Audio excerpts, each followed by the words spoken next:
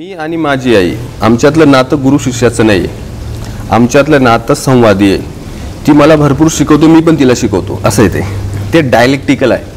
Dialectical म्हणजे खरं नातं डायलेक्टिकलच असतं की जेव्हा मला कळत नाही तेव्हा तिला कळतं आणि कधी तिला वाटतं की तिला कळतं तेव्हा मला सांगावं लागतं. आणि खरं जे ज्ञान असतं ते डायलेक्टिकल असतं, संवादातूनच येत असतं, मोनोलॉगमधून किंवा मन की बातमधून तर अजिबातच येत. डायलेक्टिकल असायला पाहिजे, म्हणजे इतरांना ऐकण्याची, फक्त ऐकण्याचीच नव्हे तर ते काय बोलतायत ते समजण्याची मानसिकता ठेवायला पाहिजे. खरं ज्ञान हे संवादी असतं.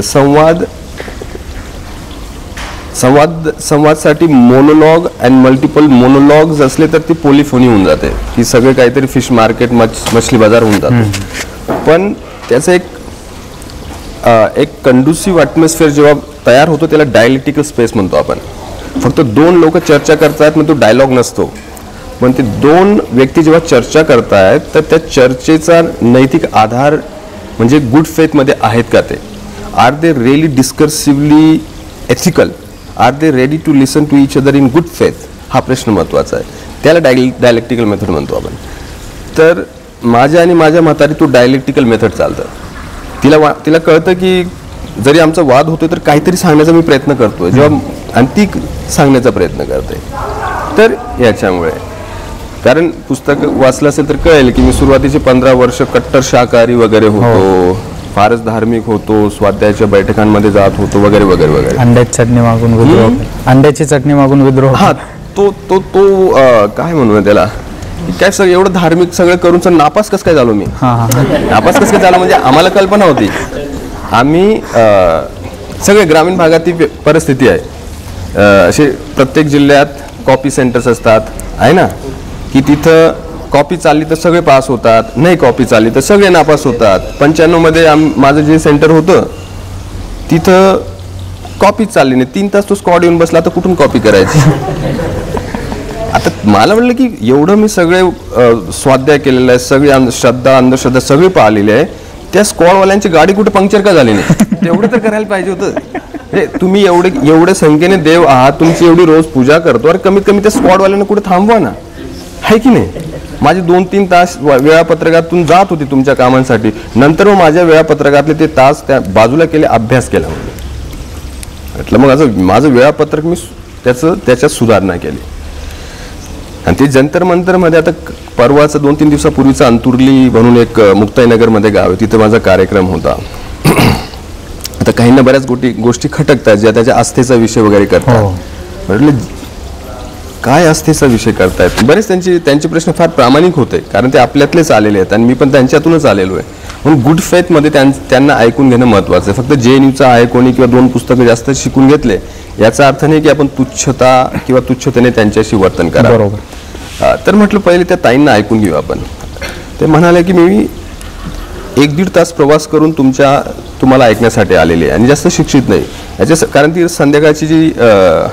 संध्याकाळचा जो कार्यक्रम होता तो पालकांसाठी ठेवला होता तिथं, आणि ही ताई लांबून प्रवास करून आली. ती म्हणे की तुमच्या पुस्तकाविषयी ऐकलं वगैरे, मी म्हणे आमच्या मुलांना पण काहीतरी कुठेतरी शिक्षणात काहीतरी व्हावं त्यांचं, मी दिवसभर श्रम करते म्हणे आणि परमार्थ पण करते म्हणे.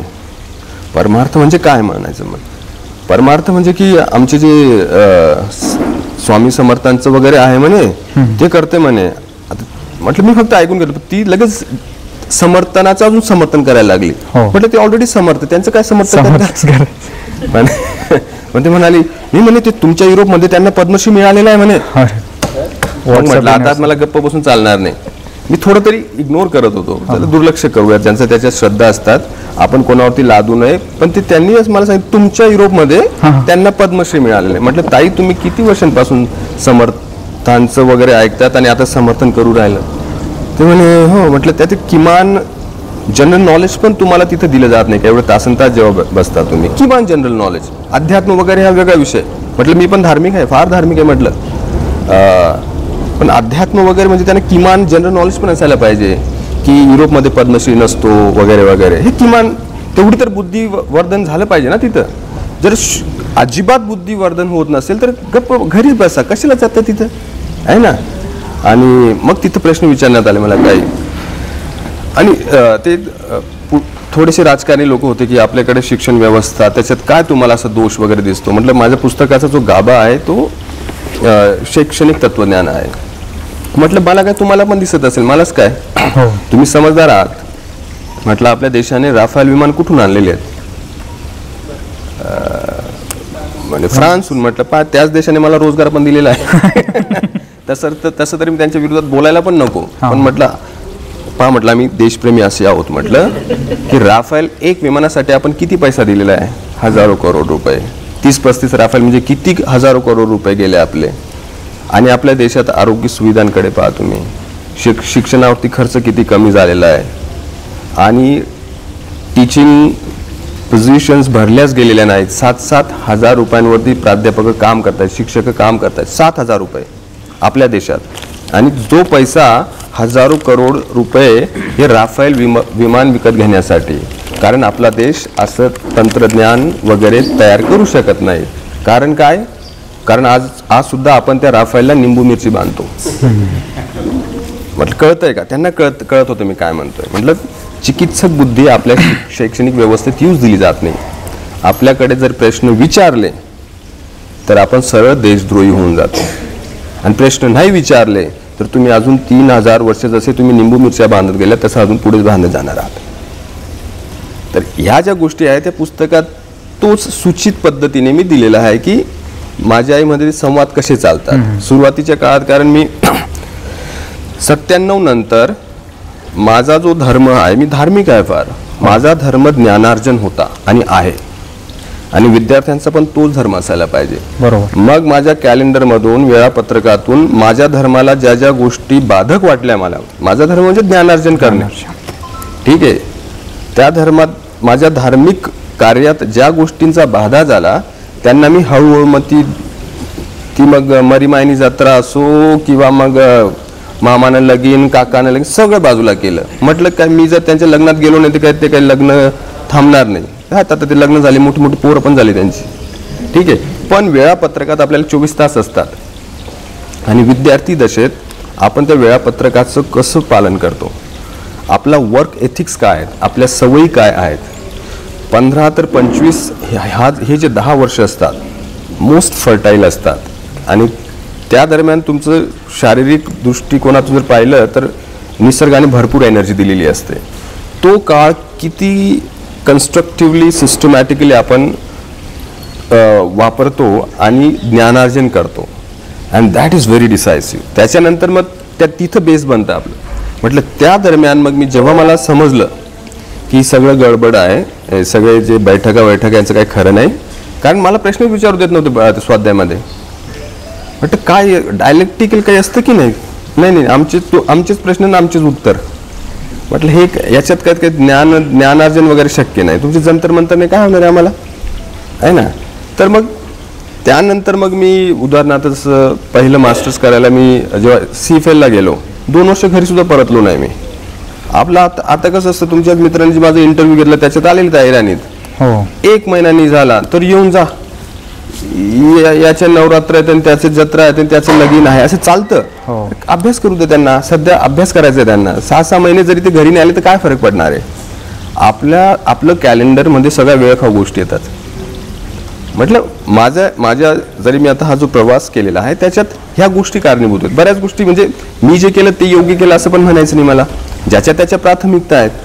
पण जर तुम्हाला वाटत असेल की मी 95 मध्ये 10वी नापासून जरी आता मी असं असेल तर ह्या गोष्टी कारणीभूत आहेत. म्हणजे you can't be kind of having everything and तुम्हाला ते प्राथमिकता ठरवाव्या लागते की आम्ही सगळं टाइमपास पण करू ना, आम्हाला असं वॉन बी इंटेलेक्च्युअल पण असं सगळ्यात ते वॉन बी इंटेलेक्च्युअल फार विचित्र कॅटेगरी असते ना. वॉन बी इंटेलेक्च्युअल सगळ्यांनाच व्हायचं असतं, पण त्याच्यासाठी काय करावं लागतं नाही. मग त्याच्यासाठी आपल्याकडे एकाग्रता नसते, बैठक नसते. बैठक चांगला शब्द आहे तसा, बैठक मारून अभ्यास करणे. संघ सुद्धा चांगला शब्द होता की काही, इमानदार. इव्हन भगवा कलर सुद्धा चांगला होता. हे जिथं बोट ठेवतात ते खराब करतायत. प्रॉब्लेम कसा आहे की तिरंगा तर बाबासाहेबांनी, नेहरूंनीच त्यांच्या डोक्यातून ते पण बदनाम करायला चालले ते लोक. हे विचित्र जमात आहे. मी काहीच कोणाविषयी बोलत नाही. एक गोष्ट असते की अभ्यास करा आणि मग कळतं ते. त्यांना जेव्हा खोडता येते ना तेव्हा ते प्रहार करतात आणि तो प्रहार झालेला आहे आमच्यावरती. आणि one of the reasons that I have written this book that I wanted to chronicle JNU. JNUशी बरेच गैरसमज आहेत. पुस्तकाचे शेवटचे 100-150 पानं म्हणजे JNU आहे. मी 17 वर्ष JNUत राहिलेलो आहे. तर JNU कशी आहे, कशी काम करते, कसे वेगवेगळे त्याच्यातच वेगवेगळे शेड्स आहेत, तिथं पण कशी दुकानं चालतात. JNU म्हणजे सगळंच ब्युटिफुल नसतं किंवा असं नसतं. त्याच्यातले जे न्यूऑन्सेस आहेत I wanted to bring them out. तर ते क्रॉनिकलिंग करणं पण तेवढंच महत्त्वाचं. आणि JNUमध्ये हे जर घडून आणलं तर म्हटलं I have to bring it out. तर एका दृष्टीने त्या दृष्टीने it's a chronicling of JNU also. Last 150 pages. Yes.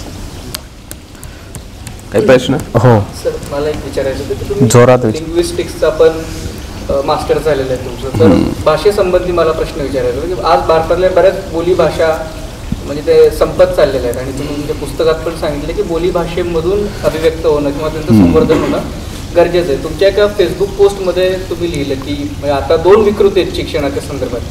एक विकृतीला असं वाटतं की इंग्रजीतून भाषा दिली तरच सगळं काही चांगलं होतं. एका विकृतीला असं वाटतं की संस्कृतमधून शिक्षण दिलं तरच सगळं काय व्यवस्थित शिक्षण होतं. तर या नेमक्या 2 विकृती कोण आहेत ज्या या उलगडून सांगायचंय बोली भाषेतून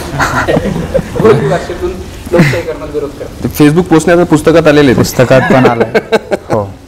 तर ते विकृती काही गोष्टी सजेस्टिव्ह जास्त प्रभावी असतात. तिथं सजेस्ट केलं पुस्तकात मांडलेलं सुद्धा आहे मी ते. आता उदाहरणार्थ फ्रान्स या देशाचा जरी इतिहास पाहिला गेल्या 600 वर्षाचा तर 16व्या शतकापर्यंत फ्रान्समध्ये लॅटिन भाषेतच सगळी आपण ज्याला आपण शिक्षण होत होतं किंवा पुस्तकं लिहिली जात होती. आणि फ्रेंच भाषा जशी आयराणीला जशी तुच्छतेने लेखतात तसं ते तिला पण लेखत होते. पण आज पहा फ्रेंच भाषा कुठे आहे? कारण 1530 वगैरे त्या दशकात त्यांचा जो फ्रान्सिस द फर्स्ट नावाचा जो रालाही असा अनादर वगैरे नाही, पण not at the cost of your on mother tongue. तुमच्या मातृभाषा किंवा कुठल्या सगळ्या भाषा बोली भाषा असतात, मुख भाषा कुठलीही नसते. ही जे ना बोली भाषा आणि काहीतरी भाषा ह्या सगळ्या these are not scientific terms. हे वैज्ञानिक शब्द नाहीत, हे राजकीय शब्द आहेत. जे डायलेक्ट आणि आता बरेच लोक असं शिकवतात शिक्षण क्षेत्रात आहेत ते म्हणतात की आयराणी डायलेक्ट आहे आणि मराठी भाषा आहे. असं किती लोकांना वाटतं? इथं बऱ्याच लोकांना वाटतं असेल कदाचित. आणि एक फ्रेंच सोशोलिंग्विस्ट आहे तो म्हणतो की a dialect with army and navy is a language. A language without army and navy is a dialect. Dialect आणि लँग्वेज हे सायंटिफिक टर्म्स नाही आहेत, हे राजकीय पॉलिटिकली लोडेड आहे ते. मग ते म्हणतील की पण आम्ही तर मराठी तर लिहिली जाते म्हणजे देवनागरीत लिहिताना तर मी पण आयराणी देवनागरीत लिहून दाखवतो तुम्हाला. लिहिणं हे कुठल्याही भाषेच्या जीवनात केव्हा तरी घडत असतं ते. पण व्यवस्थेत आयराणीत लिहिलं त्याला काही इन्सेंटिव्ह नाही ना, म्हणून लिहित नाही. तुम्ही सांगा की तुम्ही उद्यापासून लिहा आणि तुम्हाला फ्रान्समध्ये जसा भत्ता मिळतो ना प्रॉपर त्यांचा बेरोजगार भत्ता मिळतो, आम्ही आयराणीतलो आम्हाला भत्ता द्या, पण किती लिहायला लागतील. तर हे सगळे जण की नाही आयराणी डायलेक्ट आहे, आयराणी भाषा आहे. आयराणी काय भाषा आहे. यांना कितीही यांना कोर्सेस दिले तरी ते म्हणतात की नाही ही तुमची बोली भाषा आहे, आमची मुख भाषा आहे. हा सगळ्याच बोली भाषा बोलल्या जात्या बोली भाषा असतात.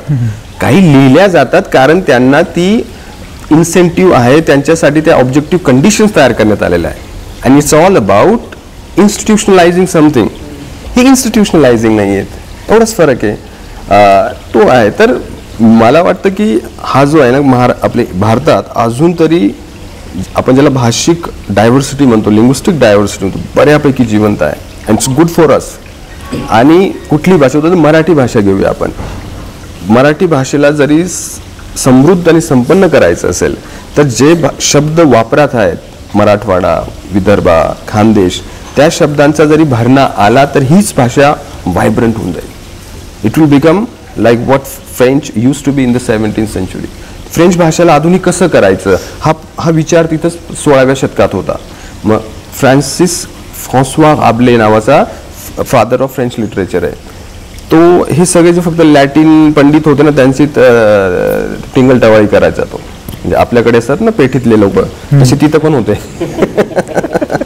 ठीक आहे. आणि मग त्यांचं जरी तू गॅरगॉन्टुआ नावाचं जे क्रॉनिकल्स जर वाचले, गॅरगॉन्टुआ, पॅन्टाग्रुएल वगैरे, तिथं कळले. आणि त्याचे कॅरेक्टर्स अशा जसे विदर्भाची भाषा बोलणारे, खानदेशी भाषा बोलणारे असे आहेत. आणि ते टिंगल टवाळे आणि खरे इंटेलेक्च्युअल्स आहेत. मग हा प्रकार अजून भारतात घडलेला नाही. अजून पण प्रमाण भाषाच चालू काहीतरी.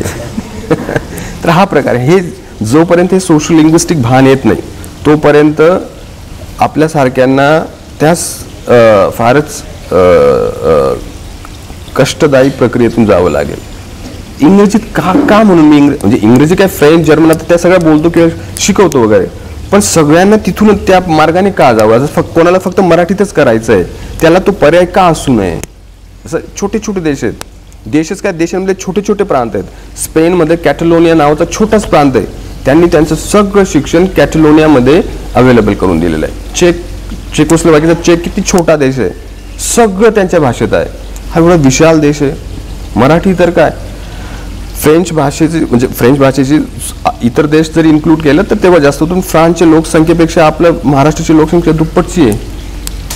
हे काय आहे की हे व्यवस्थित बसलेले सगळे जे शार्क आहेत ना, यांनाच अपेक्षित नाही की हे सगळे जे वंचित समाजातून जे येत आहेत त्यांनी पुढे यावं. म्हणून हे वेगवेगळे मॅक्सवेल्स डीमन म्हणतो आपण सोशिओलॉजीमध्ये त्यांना. मॅक्सवेल डीमन ही कॉन्सेप्ट असते ना की particle charge with particular temperature can only enter, आणि नसेल तर ते बाहेर फेकले जातात. सायन्समध्ये तुम्ही अभ्यासलं असेल तो प्रकार आहे. म्हणून हा व्यवस्थेचा प्रॉब्लेम आहे. आणि जोपर्यंत ह्या व्यवस्थेला प्रश्नांकित केलं जात नाही, कारण मला जो त्रास झालेला आहे इंग्रजीमुळे भरपूर त्रास झालेला आहे. मला वाटलं कशाला इंग्रजी कोणी आणली, मला हे प्रश्न कुठून येते? आमच्या घरी कोणी इंग्रजी बोलत नाही का, म्हणून आम्हाला तो त्रास व्हावा. मग नंतर वाटलं की अरे 18 मार्क पडले, आता कमीत कमी 35 मार्क पाडून आपण वरचा घालून पुढे जातील, पण पुढे जाऊन बेरोजगारीच आहे. कारण इंग्रजी नाही बोलला तर तुमच्याकडे ज्ञानच नाही, असा इकडे गैरसमज आहे. चांगली उत्कृष्ट सेंट स्टीफन मधून जे येतात ना, तशी इंग्रजी बोलले नाही तर तुम्ही ज्ञानीच नाही. म्हणजे जेव्हा मला 2016-17 मध्ये सेंट स्टीफन मध्ये व्याख्यानासाठी बोलवण्यात आलं तेव्हा म्हटलं अरे मी इंग्रजीत नापास झालो ना, आता इथं बोलवण्यात आलेलं आहे. असं विचित्र फिलिंग. आता ते शशी थरूरचं कॉलेज आहे ते, पण म्हटलं हे असं का असायला पाहिजे. मी उत्कृष्ट मराठीत किंवा ऐराणीत जरी व्यक्त होत असेल तर त्याच्यासाठी तर रोजगार संधी का नाही? कारण की फक्त कोणीतरी नाही मातृभाषेचा वापर केला पाहिजे वगैरे वगैरे म्हटलं, पण त्याच्यासाठी जरी रोजगार नसेल किंवा व्यवस्थेने त्या सुविधा जरी नसतील तर तो वेडेपणा आहे. तुम्हाला इंग्रजी आजच्या घडीला तर शिका. मी तर म्हणते इंग्रजी शिका बाबांनो. कारण व्यवस्थेचे जे घटक आहेत किंवा ज्याला आपण अपरेटस म्हणतो किंवा ऑब्जेक्टिव्ह कंडिशन्स आहेत, तिथेच रिफॉर्म झाले तर आपण मराठी माध्यमातून शिकू शकतो. जरी व्यवस्थेमध्ये इंग्लिश मीडियममधून शिकलेले असाल तर तुम्हाला नोकरी आहे असं व्यवस्थेने तिथं डिक्लेअर केलेलं आहे. पण फक्त काहीतरी कुठल्या तरी आदर्शवादाच्या पोटी नाही माझ्या पोरांना मी मराठी मीडियममध्ये टाकणार, कशाला टाकणार आहे? I mean the point is that first, do I have any guarantee of employment for my children from the state if I put my children in Marathi medium? आधी हा सगळ्यात महत्त्वाचा प्रश्न आहे. आणि हा स्टेट अपरेटसचा प्रश्न आहे. स्टेट अपरेटस जरी ह्या गोष्टींविषयी त्याला काही चिंता नाही, फक्त तुमच्या घरात तुम्ही इंग्रजी शिकू शकता म्हणून तुम्ही हा रोमॅन्टिसिझम राबवू शकतात. आम्ही आमच्या मुलांनाही मराठी मीडियममध्ये टाकलेलं आहे. हा जो प्रकार आहे ना, हा फार क्लिष्ट प्रकार आहे. हा फक्त एका व्यक्तीने घेतलेला निर्णय नाही आहे, हा स्ट्रक्चरल प्रॉब्लेम आहे. बरोबर सर. कुणाला प्रश्न आहे आणखी? मला गुराबद्दलच विचारायचं होतं की गुराने 10वी नापास झाला गुरा, आणि त्याच्यानंतर जर त्या बॅकग्राऊंडचा सेम कोणी नापास झाला असतं तर त्यांनी तिथं शिक्षणाची जी साथ आहे ती सोडली असते. त्यानंतर when you got in to JNUच्या विरोधात तुम्ही बोलताय. आता फेसबुकवर जे विरोधात कुठं म्हणजे बऱ्याच गोष्टी तर फेसबुक पोस्ट ज्या आहेत त्याच्यानंतर तिथून जो प्रवास सुरू झाला आणि शिक्षण घेऊन मग तुम्ही लग्नानंतर त्या वेगवेगळ्या पूजांना लाथ मारता आणि त्याच्यावर. अरे लाथ नाही मारले असं नका बोलू, मला केस करतील माझ्यावरती लोक. असं नाही ना, नाही विचार मला जायचंय. तर मग हे जे हा जो आत्मविश्वास येतोय सर शिक्षणातून, हा येणं किती महत्वाचं आहे एखाद्या सामान्य घरातल्या मुलांचा, म्हणजे माझ्यासाठी? कारण जरा आम्ही काही उलट बोलायला गेलो ना सर, मग तुम्ही जसं म्हणाला की व्यवस्थेच्या बाहेर पडता तुम्ही, आणि मग ती भीती पण आहे constantly. But you have also the choice of revolutionising your background and all. बरोबर. हा प्रश्न जो आहे तो तत्वज्ञानाचा कमी प्रॅग्मॅटिकचा जास्त आहे. की सुरुवातीच्या काळात कसं आता जे मी करू शकतो कदाचित ते 15 वर्षापूर्वी मला शक्य नव्हतं याचा अर्थ नव्हता की मी करत होतो, मी लांब होतो म्हणून ते मला परवडलं.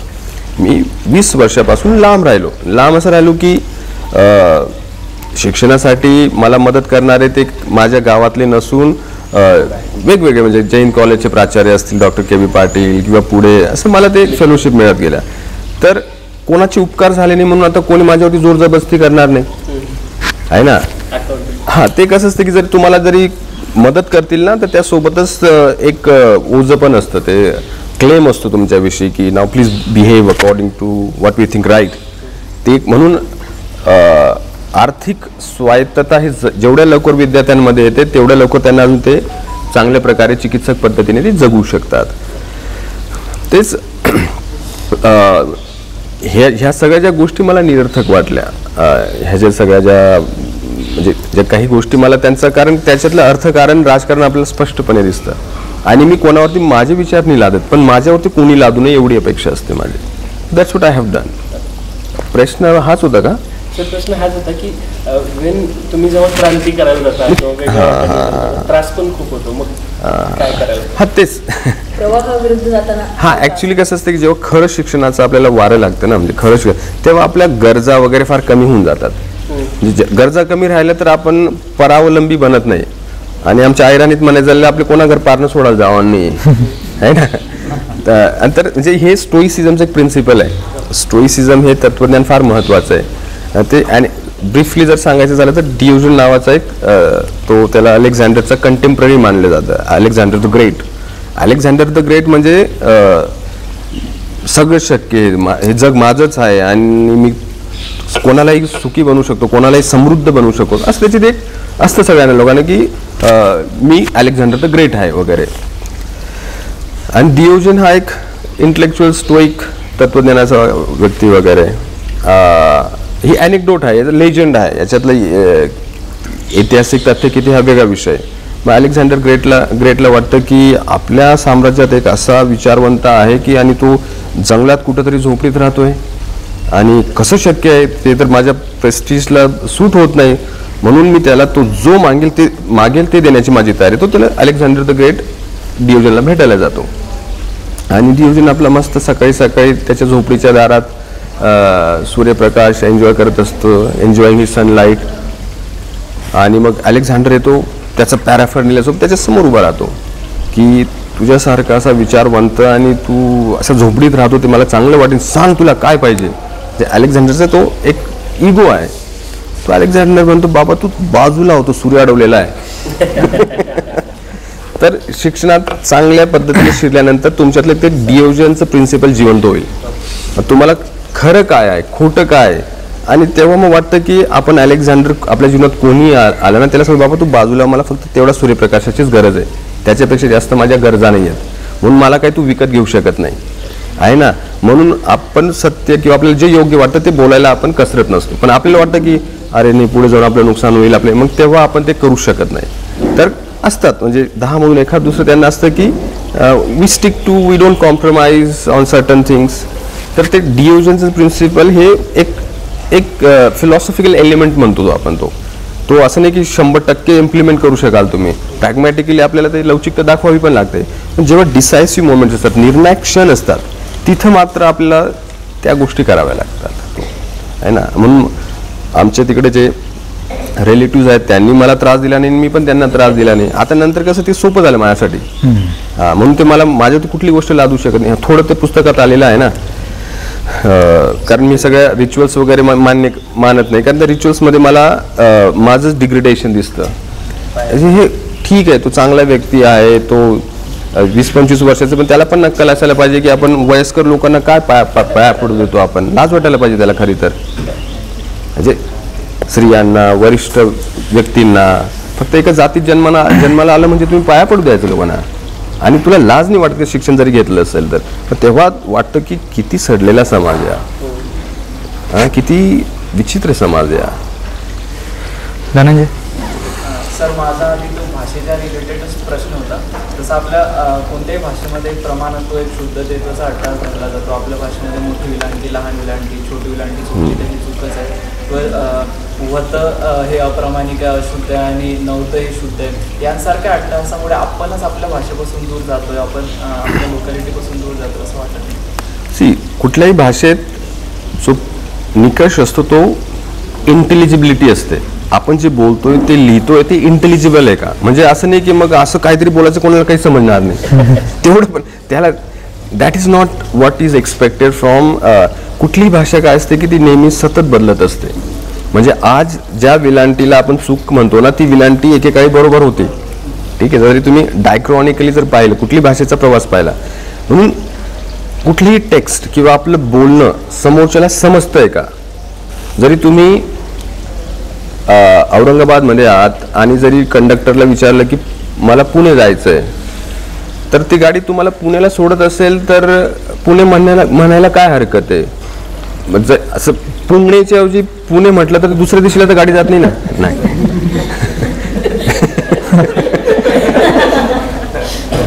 हा, म्हणजे शब्दांचे अर्थ वगैरे ते एखाद्या विलांटीत नसतात. शब्दांमध्ये टेक्स्ट, कॉन्टेक्स्ट, पॅराटेक्स्ट अशा वेगवेगळ्या गोष्टी असतात. त्याला आपण सिमिओटिक्स आणि त्याचं सिमॅन्टिक्स असतं. अर्थ कसं चालतात. फक्त एखादा रस्व दीर्घने त्याला बाहेर काढून सांगतो हे जर चुकलं असतं तर त्यांना अनर्थ घडला असता. खरं कॉन्टेक्स्टमध्ये फार वेगवेगळ्या गोष्टींचं कॉन्ट्रीब्युशन असतं. सिमिओटिक्स कसं काम करतं. म्हणून so long as you are intelligible there shouldn't be any issue. म्हणून लोकांनी जरी समोरच्याची भाषा कळत असेल, फक्त काहीतरी नालायकपणा करून सगळ्यांचा व्याकरणाचा मास्तर बनण्याची जी खाज आहे ना, ती थांबायला पाहिजे. ते चुकीचं आहे. समजत असेल ना गप्प बसा. मग फक्त नाही ते असं नाही असं गप्प रे बाबा, तुला काय कळतं, तू पाहिलेलं आहे पूर्ण महाराष्ट्र.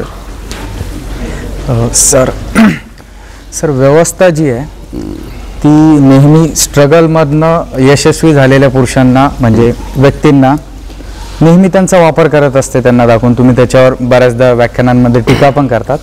परंतु सर जशी मांडणी भुराची एकूण आता होताना दिसते, म्हणजे तुम्ही व्यवस्थेची चिकित्सा करू पाहताय, शिक्षण व्यवस्थेची चिकित्सा करू पाहताय, परंतु भुरा शरद बाविस्कर 10वी फेल झालेला व्यक्ती आज युरोप याच्यातून जाऊन आज JNUमध्ये शिकवतोय.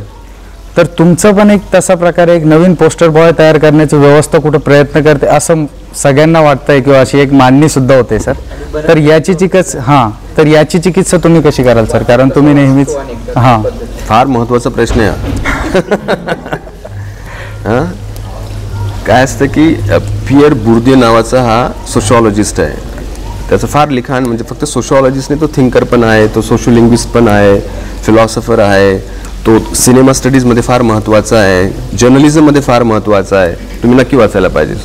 पियर बुर्दिय तो म्हणतो की व्यवस्था ती बऱ्यापैकी उतरंडच असते. ती फ्रेंच असू दे किंवा भारतीय असू दे. फरक एवढाच की भारतीय उतरंड फार जीवघेणी आहे, जास्त जीवघेणी आहे.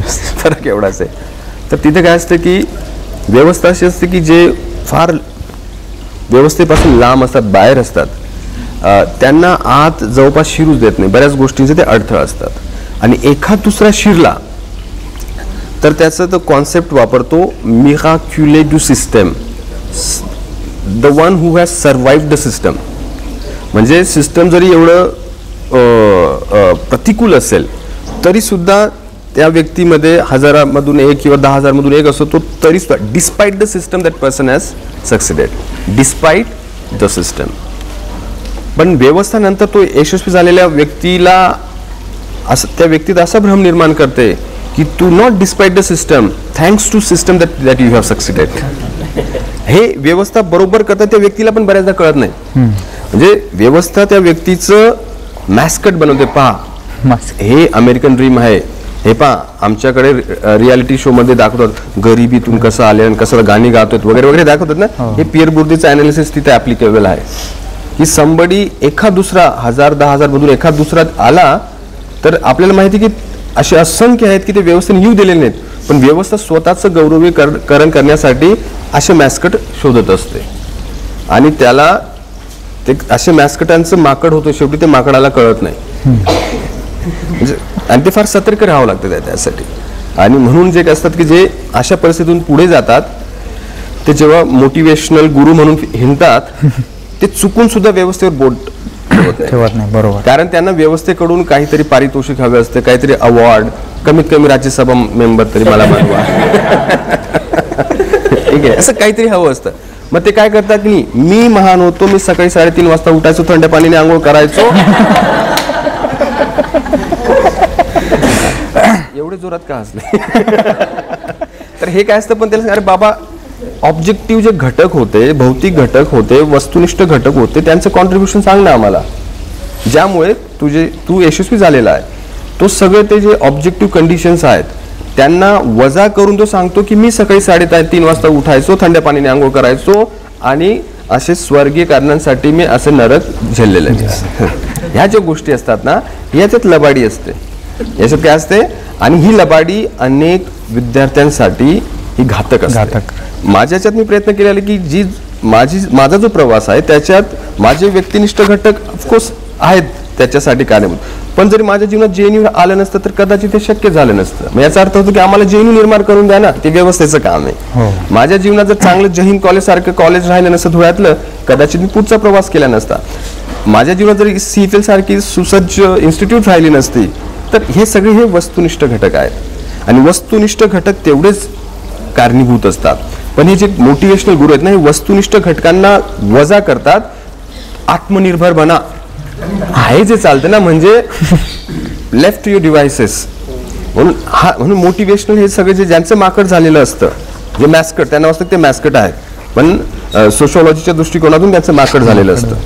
ठीक आहे, तर ते जास्त घातक असतात. ते जास्त they betray actually those people who are away from the system. व्यवस्था निर्माण करण्याचं 2014च्या क्रांतीनंतर JNU सारखी व्यवस्था निर्माण होण्याच्या संधी किती वाटतं? कुठल्याही सोशल स्पेसमध्ये काय असतं की हे जे अँटेगनिझम्स असतात, अँटेगनिझम्स फक्त 14 नंतर नाही तर त्याच्या आधी पण होते, फक्त 14 नंतर ते सरफेस झालं त्याचं. ठीक आहे, अँटेगनिझम्स असतात की forces which are kind of liberty side, libertarian. काही फोर्सेसला वाटतं की लिबर्टी महत्वाचे, काही लोकांना वाटतं की लिबर्टी काय बरोबर नाही, कारण लिबर्टी वगैरे ह्या गोष्टी काय आपल्या समाजात हे सगळं पाश्चात्यात होताना वगैरे असं म्हणतात ते. म्हणून लिबर्टी साईड म्हणजे स्वातंत्र्याचा विरोध करणारे, की आपण जसे आहोत ते आपण काहीतरी पूर्वजन्माचं असेल तसं आहे, तर तिथं काही बदल करू नका, संतुष्ट राहा. आणि लिबर्टेरियन त्यांना वाटतं की नाही, समतामूलक स्वातंत्र्य वगैरे असायला पाहिजे. तर ह्यांचं अँटेगनिझम सगळ्या पूर्ण जगात आहे. त्यांचे फॉर्म्स वेगळे असतात, कुठे कास्ट बेस असतं, कुठे जेंडर बेस असतं, कुठे क्लास बेस असतं, कुठे रिजन बेस, लँग्वेज बेस, असे वेगवेगळे त्यांचे मॅनिफेस्टेशन असतात. तर JNUचं काय आहे की JNUमध्ये ती चिकित्सक परंपरा मोठ्या प्रमाणात आहे. अजून तो महत्वाचा प्रश्न अजून कोणी विचारला नाही मला JNU विषयी, येईल ना अजून? इथं देशभक्तांची कमी दिसते मला. तो प्रश्न आला कसा नाही, सगळ्यात शेवटी तो प्रश्न ठेवायचा. हो हा. तर JNU एक काही म्हणजे किती म्हणजे थोडंसं आपण समजूया की काही प्रमाणात का असे ना एक सोशल चेंज करत होतो JNU. म्हणजे जिथं माझ्यासारखा व्यक्ती जो धुळ्यासारख्या भागातून आलेला आहे, पण आंतरराष्ट्रीय शिक्षणाची सुविधा आहे, ज्यामुळे मी थोडं बोलू शकलो. कारण बोलणं फार अवघड असतं ना, बोलणं शिकायला त्याच्यासाठी ते वातावरण लागतं, आणि ते JNUमुळे शक्य झालं. आणि आमच्यासारख्या व्यक्तींनी बोलूच नाही, मग त्याच्यासाठी JNU संपवा ना. पण जर असं म्हटलं की नाही, ह्या महाराष्ट्रातून येणाऱ्या शेतकरी कुटुंबातील व्यक्तीने येऊ नये त्याच्यासाठी आम्ही JNU संपवतो, तर मग खरं पडणार नाही लोकांना. खरा उद्देश तो आहे. उद्देश काय की गोरगरीब जे मुलं मोफत शिक्षण घेत आहेत आंतरराष्ट्रीय दर्जाचं JNUमध्ये, प्रॉब्लेम तो आहे. पण तसं सांगितलं तर मग ते लगेच लोकांना कळेल, मग काहीतरी असं षडयंत्र करा, बदनाम करा. लोकांना विचारतो की बाबा तुम्ही JNU कधी गेलेले आहात का? आता प्रश्न तुम्ही विचारण्या अगोदरच मीच उत्तर देऊन टाकतो की मला बऱ्याचदा हा प्रश्न होतो की JNUमध्ये हे जे चालतं देशविरोधी वगैरे, सर तुम्हाला काय वाटतं? त्यांचं काय वाटतं की तुमच्या विषयी बोलत सर आम्ही, पण ते लोक का करतात? मी पण तिथेच राहतो, पण 17 वर्षापासून राहतोय मी. तर माझा प्रश्न असतो त्यांना की म्हटलं ही घटना केव्हा झाली? 2016 मध्ये झाली ना. ज्या दिवशी घटना झाली त्या दिवशी ते बरोबर ते सगळ्यात देशभक्त चॅनल त्या दिवशीच तिथं काय करत होते? ऐकली पत्रकाराला हा प्रश्न पडायला पाहिजे. JNUमध्ये रोज काही ना काही होत असतं, बरोबर यांना कसं काय माहिती काहीतरी होणार आहे. यांना माहिती होतं याचा अर्थ, हे तिथं होते. पहिला प्रश्न. दुसरा प्रश्न पहिल्याच प्रश्नाशी संबंधित आहे, ते असा की आता 2016-2022 6 वर्ष होत आहेत. तर 6 वर्षात न्यूज चॅनल्स यांना माहिती होतं की काहीतरी होणार आहे, पण आमच्या केंद्रीय यंत्रणेला अजून माहिती नाही की कोण होते ते. अजून चार्जशीट सुद्धा झाले नाही. शिक्षा तर दूरची गोष्ट आहे. आमची काय डिमांड आहे की शिक्षा करा त्यांना. असं जर कोणी केलं असेल, देशविरोधी कृत्य ज्याने केलं असेल त्यांना कमीत कमी चार्जशीट तर करा, कमीत कमी ट्रायल तर सुरू होऊ द्या की तथ्य येईल समाजासमोर. तर आपल्याला हा प्रश्न पडायला पाहिजे की यांच्याकडे सगळ्या यंत्रणा आहेत आणि यंत्रणांसोबत वेगवेगळ्या इंचींची छाती आहे, तरी पण अजून शिक्षा झालेली नाही. हा प्रश्न कुठल्याही तार्किक व्यक्तीला पडायला पाहिजे. तो JNUचा असो किंवा JNUचा नसो, हा प्रश्न पडायला पाहिजे की 6 वर्ष होत आहेत, अजून शिक्षा काय झाली नाही. सगळ्या देशभक्तांना पडायला पाहिजे की नाही. तिसरा प्रश्न परत विचारतो की JNU मध्ये शिकलेले 2 महत्वाचे व्यक्ती, 2 महत्वाचे मंत्री आहेत सध्या, निर्मला सीतारामन, जयशंकर. त्यांच्या तोंडून कधी एक तरी शब्द JNUच्या विरोधात तुम्ही ऐकलाय का? त्यांना काळजी नाही का देशाची? राष्ट्रमंत्री आहेत ते, अर्थमंत्री आहेत.